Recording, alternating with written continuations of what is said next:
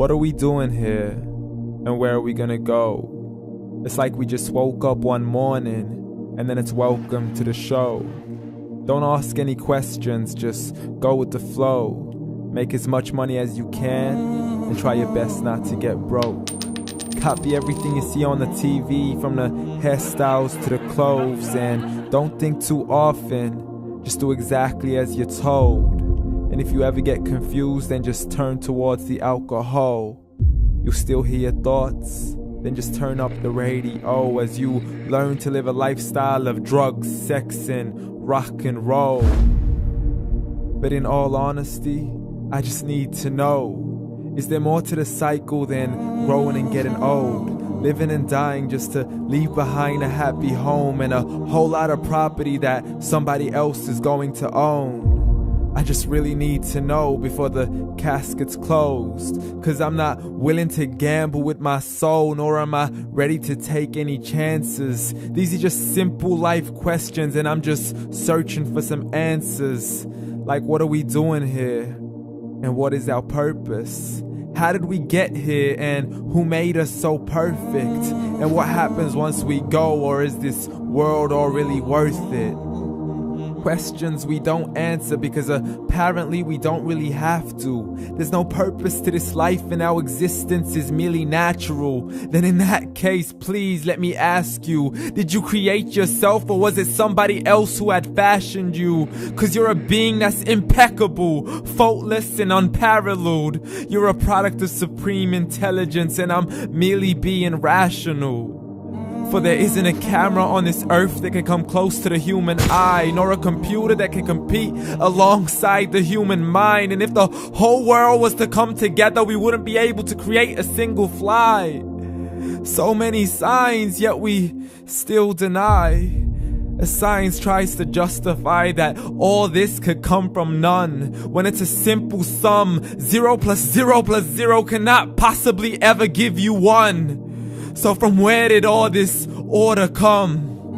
But everything has its origins, a maker, a creator of its own. I mean, the only reason you're watching this video is because somebody had to press upload. So we can believe in the Big Bang, but I'd rather believe in He who caused it to explode. Allah, the creator of everything along with every single soul.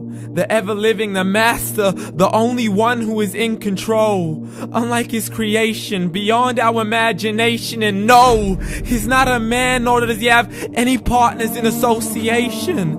He's on his own. And no, he did not ever leave us alone.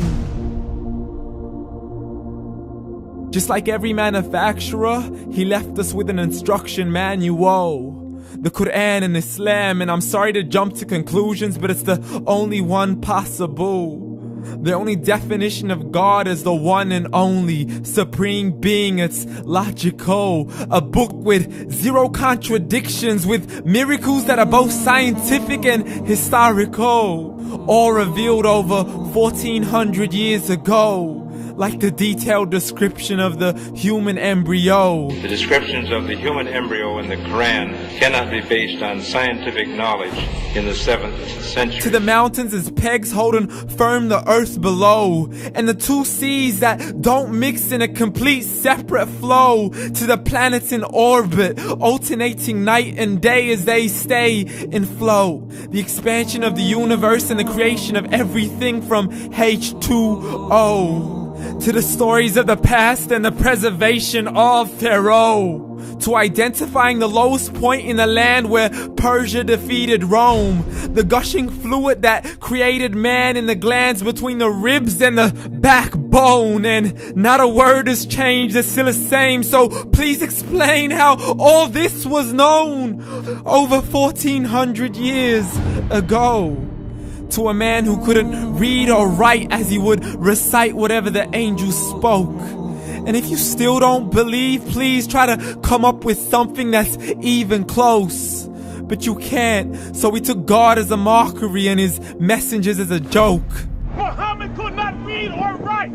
How somebody who can't read or write gonna start a religion? Dismissed his scriptures as legends and tales of the ancient folk as we live life according to our whims, desires, and hopes. saying this life is the only home we will ever know. We will live then die, then simply turn to bones. YOLO! Correction, after the grass dies, the rain arrives and it regrows, and Allah promises to do the same thing to your very soul and bring you back from your very fingertips to your toes, as the all-seeing supreme being watches us so close, and we are surely being tested in our wealth, our health, and our self, and everything that we've been blessed with. So believe, for we will surely be resurrected and be brought back to our Lord and account for every single deed, as He hands us our books and orders us to read.